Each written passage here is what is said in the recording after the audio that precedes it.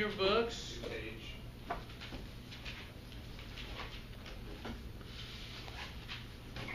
To page 72.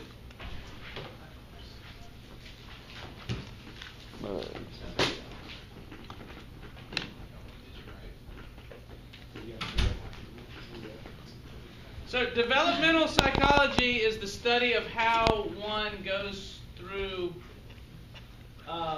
growing up and what happens as far as your thinking is concerned as you grow up. So we're going to start from when you're in the womb all the way to when you're an adult. That's how this chapter works. Now there are some agents that can cross the placenta. The placenta is kind of the divider between the baby system and the mother system, you see. And so anything that can cross the placenta can affect the baby when it's developing inside the mother's uterus. And so these are all things: germ and measles, x-rays, radiation, toxic chemicals, sexually transmitted diseases, cigarette smoking, alcohol, drugs. Pregnant women should avoid all these because they can affect the developing child, and one of the most important parts of the developing child is the nervous system, which is what you used to think. And if the nervous system is screwed up at a very young age, you see the cells of all the cells of the baby's body are dividing very quickly, so the baby is growing rapidly.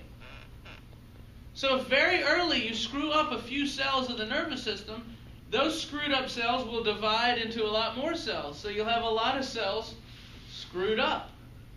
So you don't want to do anything that might affect the development of your child. And that's why women who are pregnant should try to avoid all these. One of the bad parts about it is that women a lot of times don't know that they're pregnant. If you're having sex and you get pregnant, you often don't know it for 2 weeks. And in that period of time, if you go drink a lot or smoke a lot, do a bunch of drugs or whatever, that could affect the development of your child, and you don't even realize it. You're pregnant.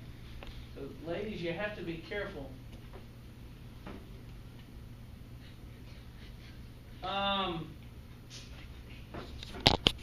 don't know. This is some quote from William James. Why it's on here, I'm not sure. The baby is assailed by eyes, ears, nose, skin, and entrails at once. Feels that is one great blooming buzzing dispute. Don't know what it's on. I got this from the website, so. We do know that there are some things that the baby is born to be able to do. These are called reflexes. The rooting reflex is the reflex that if you touch a baby's cheek, they will turn towards the touch and start to suck on whatever they turn toward. And that's so they can breastfeed. The swallowing reflex, all babies can swallow. All babies can startle. If you make a loud noise, they go. Something they're born with. The Babinski reflex is if you rub the bottom of the foot, the baby's toes will curl. The grasping reflex, if you touch a baby's hand, they'll grab around it. You may notice this stuff if you had a little baby brother or sister. The stepping reflex, if you hold a baby up and let the feet touch the ground, the baby will do this, just reflexively. Why is it called Babinski? Is that named after the guy who discovered it. So that the doctors test for all these reflexes to make sure the baby's nervous system is working when they're born. So this is proof right away that it's not 100% nurture. There is some nature involved. Just the reflexes that you're born with are naturally there. They're encoded in the DNA of the individual. Now, The page 75, it starts talking about attachments. An attachment is a deep emotional bond that an infant develops with its primary caretaker. A lot of organisms have this sort of attachment when they're born. There was a famous scientist, his name's slipping my mind right now, but he would notice that he was actually a farmer, and he would hatch. If he was around when the egg of a goose was hatching, that goose would follow him around. That's the imprinting guy? Yeah, he's the imprinting guy. That goose would follow him around until it becomes old enough to fly away. And he called that imprinting. And I can't remember his name. It starts with a K. There is some kind of built-in attachment that is built into your, somehow is weaved into your nervous system, where you form attachment at a very, very young age, and it's usually with the mother. You know, usually when a goose hatches from an egg, it sees its mother, and it'll follow its mother around.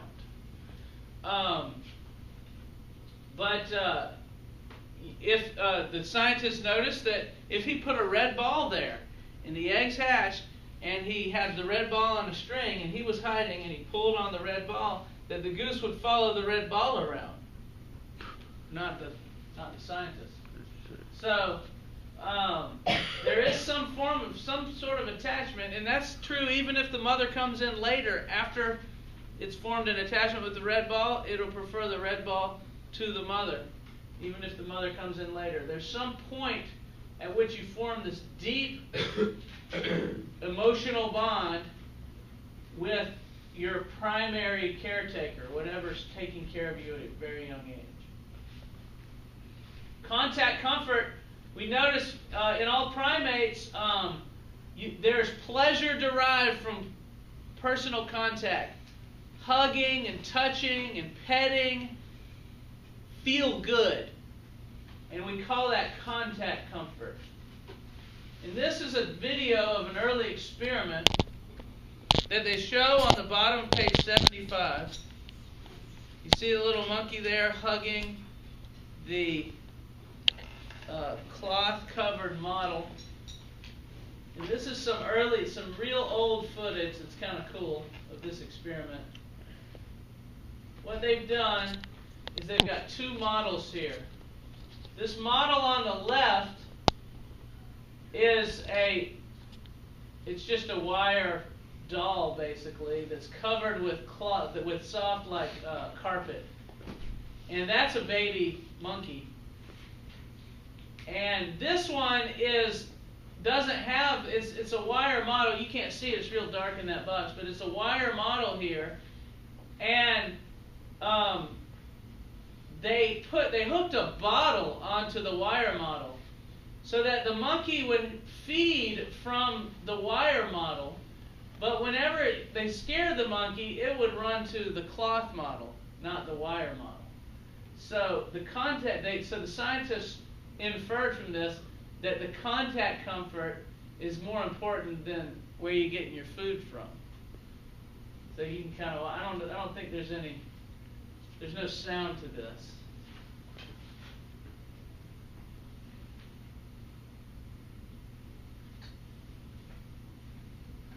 That's the cloth-covered model. The complex affectional attachments are analyzed by using cloth and wire surrogate mothers. That's the cloth surrogate mother. That's the wire surrogate mother. See anything wrong with this experiment just right off? No, they don't look alike. Yeah, they look different. Shouldn't this face look like that face? That would probably, to me, that'd be a better experiment. Both mothers were constantly available in the living cage.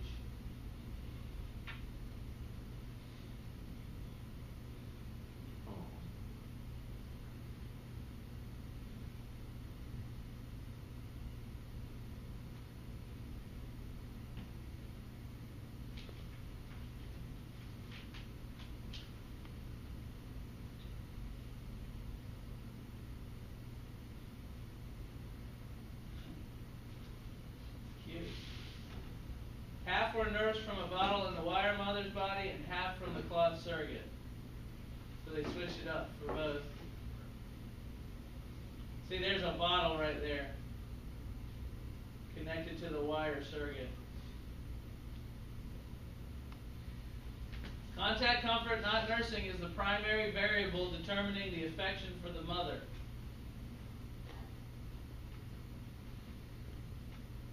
Fear responsiveness provides another measure of infant-mother attachments. So here they have this doll, this bear that's banging on a drum. And it scares the monkey, you see. And it runs to the mother with the cloth. Note gradual relaxation of the clutching response and subsequent visual exploration of the fear stimulus.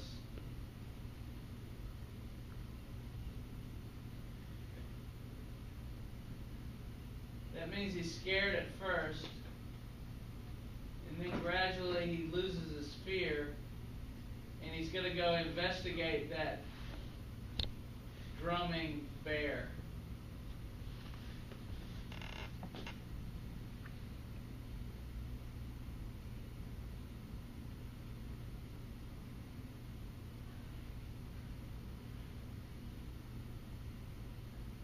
Or maybe not.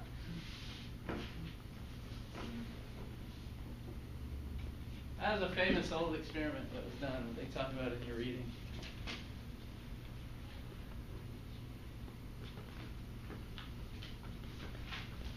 Have you ever heard of something called separation anxiety? There's a psychologist named Ainsworth, Mary Ainsworth. So she devised a test, an experiment called the strange situation test. A parent-infant separation and reunion procedure that is staged in a laboratory to test the security of a child's attachment. What they did was, here, let me describe it to you. I'm reading on page 76, the second paragraph. A mother brings her baby into an unfamiliar room containing lots of toys.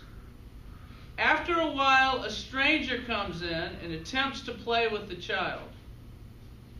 The mother leaves the baby with the stranger. She then returns and plays with her child, and the stranger leaves. Finally, the mother leaves the baby alone for 3 minutes and then returns. In each case, observers carefully note how the baby behaves with the mother, with the stranger, and when the baby is alone. Did y'all get that? This is a strange situation test. So this baby is put into strange situations. So Ainsworth noted that there were a couple different types of babies out there. Babies that had what she called secure attachment, and babies that had what she called insecure attachment. A baby with secure attachment, a parent-infant relationship in which the baby is secure when the parent is present, distressed by separation, gets a little upset when they're separated, and delighted by reunion. That's called secure attachment. And most of the babies had secure attachment. I thought they gave a percentage.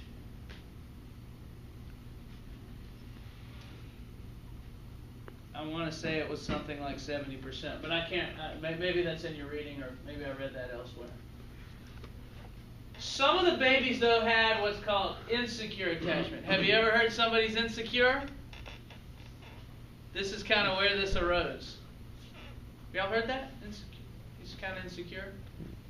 One person? A parent-infant relationship in which the baby clings to the parent, cries at separation, and reacts with anger or apathy to reunion. Do y'all know what the word apathy means? Okay. You don't really care. So these two babies are definitely acting differently. Very clingy baby, cries when the mother leaves, and gets mad when the mother returns or doesn't care when the mother returns. That's known as an insecure baby. Maybe you've seen kids like this. So I want to show you video footage on this, showing that this experiment in progress, which I have right here. Attachment is the basis for human relationships in all societies. It refers to strong emotional ties that exist between people, and is now a central concept in developmental psychology. When developmental psychologists talk about attachment, largely they mean the relationship between a young child or infant and the caregiver, so primarily the parent. In attachment theory, infants actively seek out loving relationships, and whether or not they find them can shape the rest of their lives. So if I feel secure and confident that I'm loved and cared for, that someone will be there to take care of me in times of need, then I can step out in the world with an inner strength that the child without that security cannot. John Bowlby, the founder of attachment theory, claimed that secure attachment was vital for good psychological development. But it was his colleague, Canadian psychologist Mary Ainsworth, who gave Bowlby's theories a grounding in empirical research. So what Mary Ainsworth did was to devise a laboratory method for documenting individual differences in attachment. And this was called the strange situation.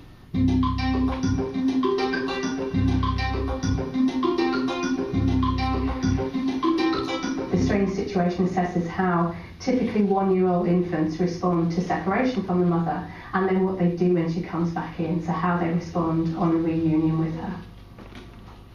The strange situation consists of 8 episodes, all of which are discreetly observed and filmed by the psychologists. Mother and infant are introduced to the room.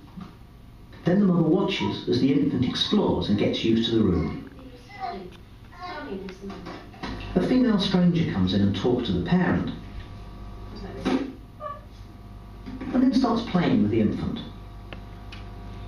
while the mother quietly leaves.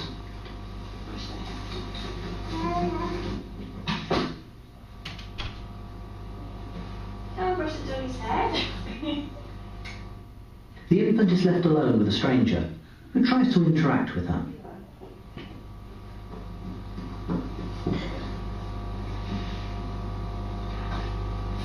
Then the mother returns, comforts the infant, and the stranger leaves.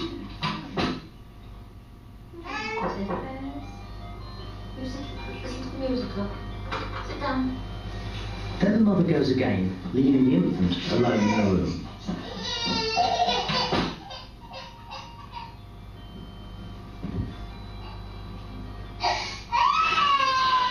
What we're basically doing here is progressively increasing the level of stress that the baby is exposed to.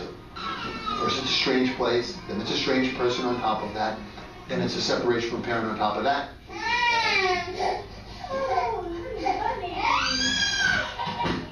The stranger returns and again tries to comfort and interact with the infant.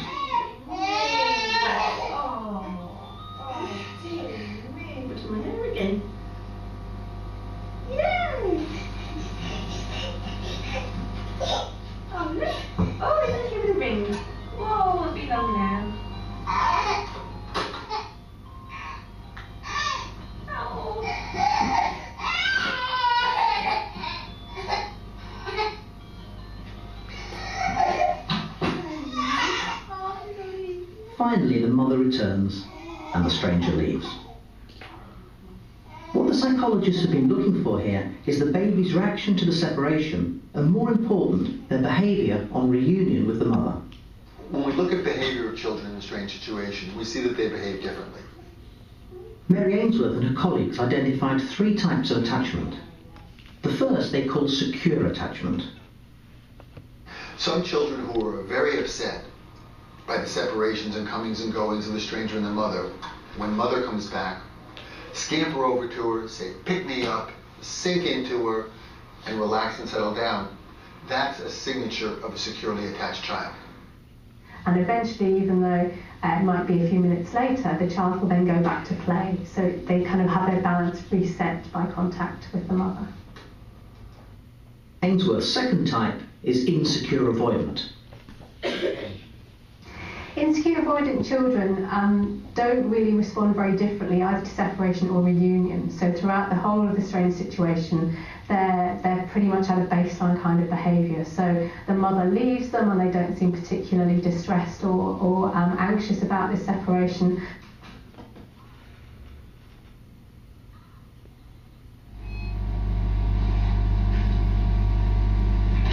And when the mother comes back in, they don't want or seek contact.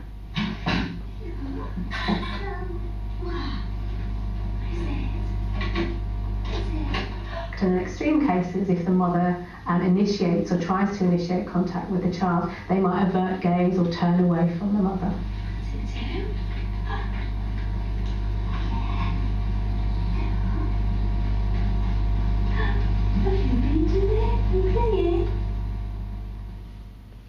The third type is insecure resistant.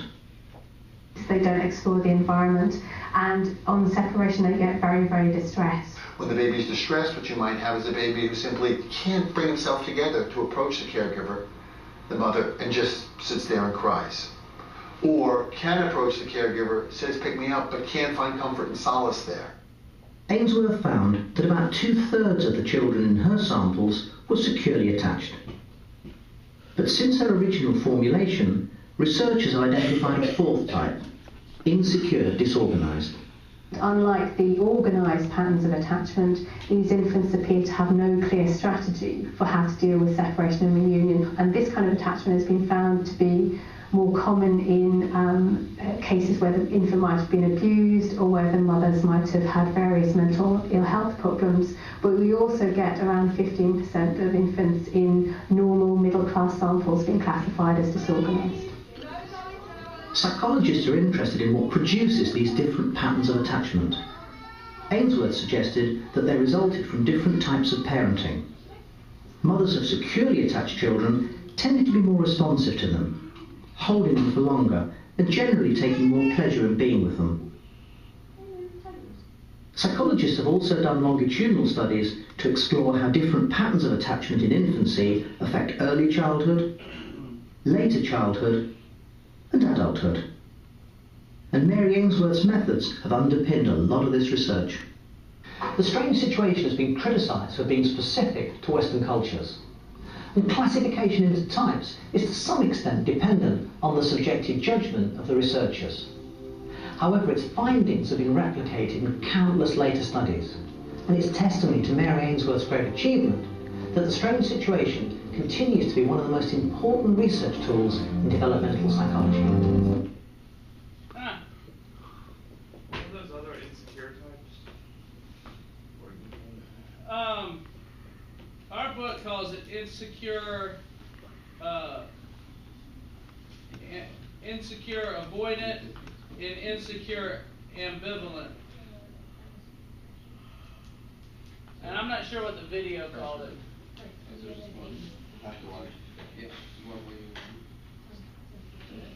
Insecure disorganized.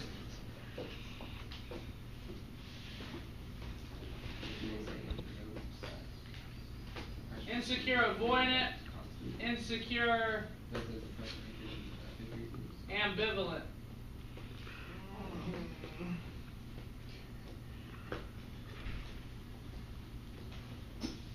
So anyway, what do you think about that? You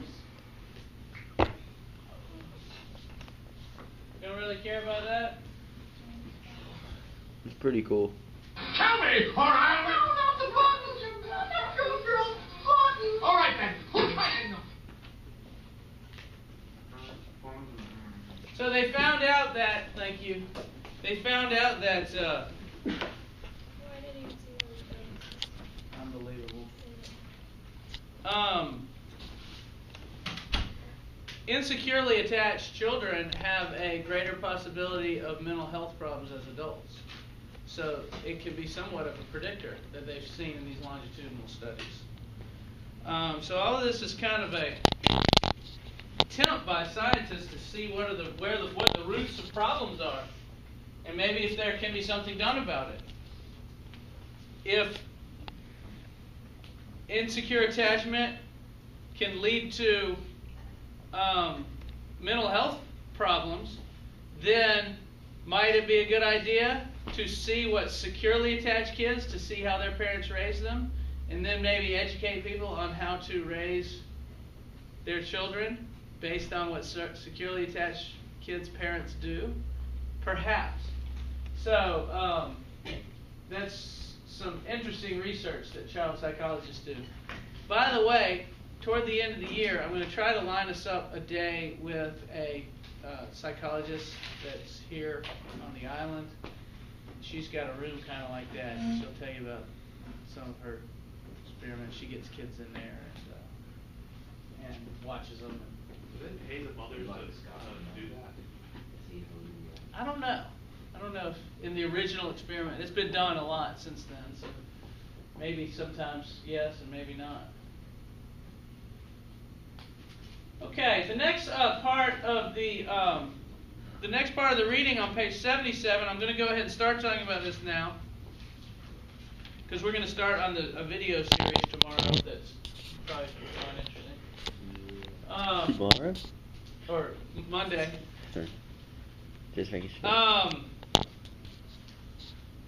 The cognitive development discusses how your mind develops, how your patterns of thinking develop as you age.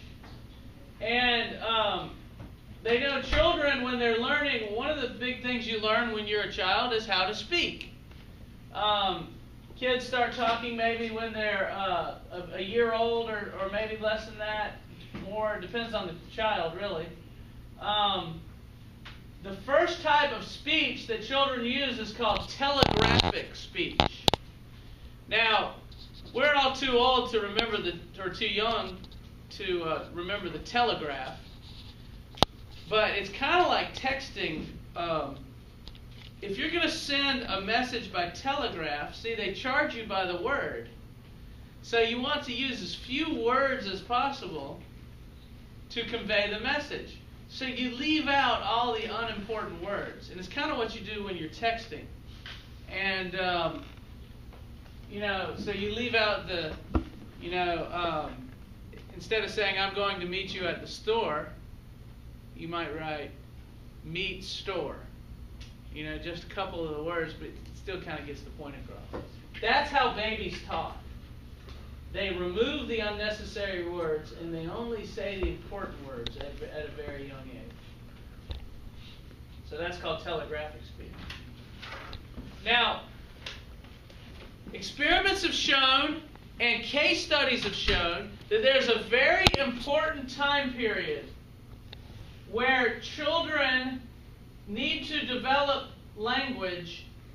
If they're exposed to learning a language at this young age, they'll learn the language pretty well. If they do not learn it at that young age, they struggle. And the age differs according to the kid, but there are examples of children that, for instance, were deaf at a very young age and then later became able to hear. But since they were not exposed to the language, they never really developed the ability to learn it well. And it's the same thing that you run into when you're trying to learn a language in high school. If you go start taking Spanish and you're 12 or 13 years old, doesn't matter how hard you study it, you won't be as well at speaking it as if you were exposed to it at this very young age. And so what psychologists say is that children have somehow in their brain a language acquisition device, an ability to acquire a language, to learn a language at a very young age, starting with around just after birth until age 2, 3, 4, 5, somewhere around that age, you can really pick up a language easily. And kids who have, one parent that speaks English, one parent that speaks Spanish, they'll pick up both of them and learn them at a very young age. And if you try to learn it later, you're not very good at it. Let me skip here to Piaget. Piaget was a famous developmental psychologist. I would say of all the psychologists, you have Freud up here. And then there's a tier below Freud that there's a lot of guys on that tier that are pretty famous. And we're going to talk about all of them in this course. But Piaget is one of them. Piaget he used, just like Freud, he had a stage theory of development.